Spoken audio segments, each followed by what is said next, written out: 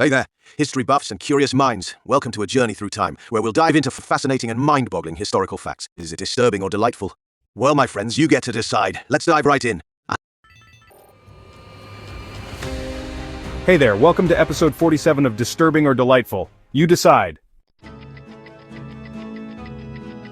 In this episode, we will be discussing 19th century fashion. The 19th century was a century of style, status, and honestly some pretty swift change. From bonnets to bustles, top hats to tailcoats, fashion said everything about who you were. Today we're stepping back in time to explore what people wore in the 1800s, from everyday citizens to soldiers. Part 1. Women's fashion. For women, fashion was layered, literally.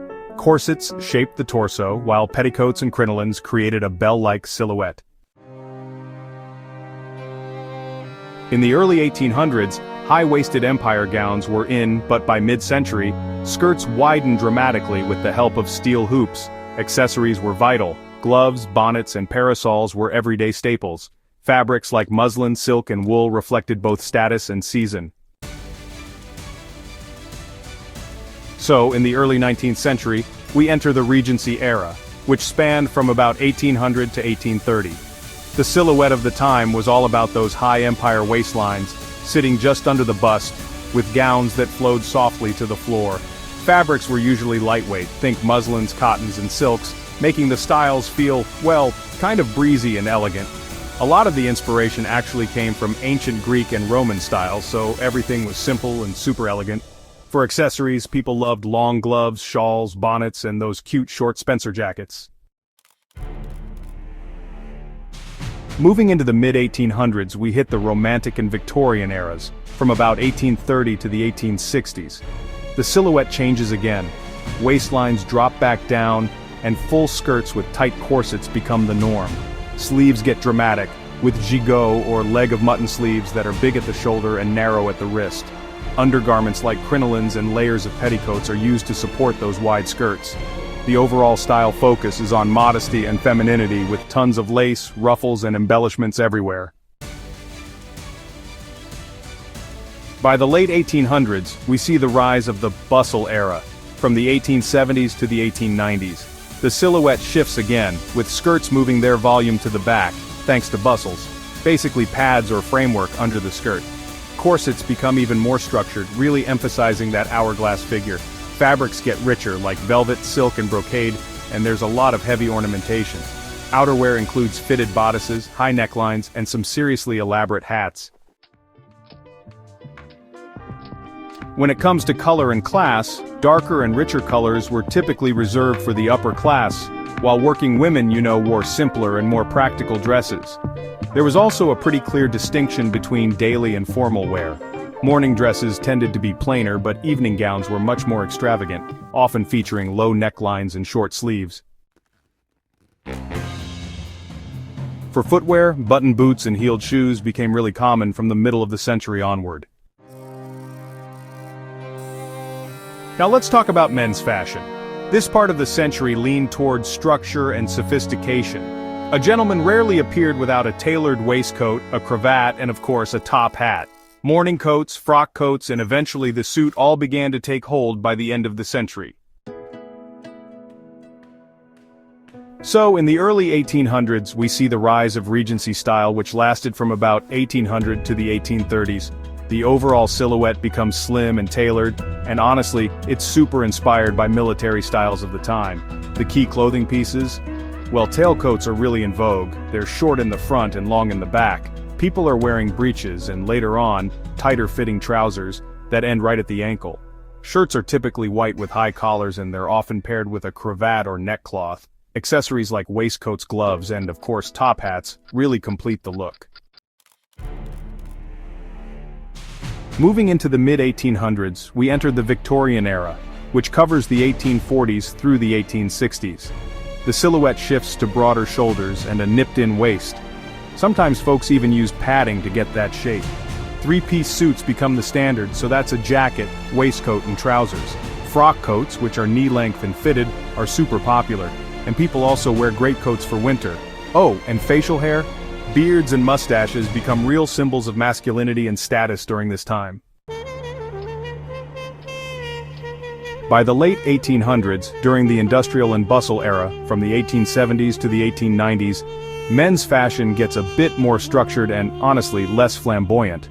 Sack suits, which are looser fitting, become all the rage. The color palette shifts to dark, somber tones like black, brown, and gray, especially for work or city wear.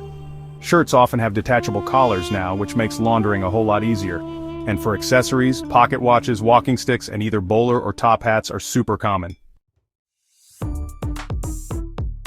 So, when we look at general trends throughout the century, it's pretty clear that men dressed way more formally than we do today, even when they were just relaxing or in casual settings. Clothing materials and the way clothes were cut really made it obvious what someone's class or wealth was.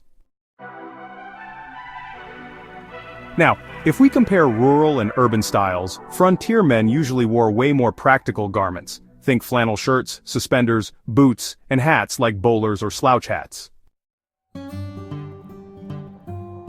Moving on to children's fashion, it's interesting to note that kids were often dressed as miniature adults, at least until they were around 7 years old. Girls wore dresses with pinafores, and boys often had tunics or sailor suits. Play clothes were pretty rare, so fashion was really about function and formality back then. Social class, really strongly influenced what children wore.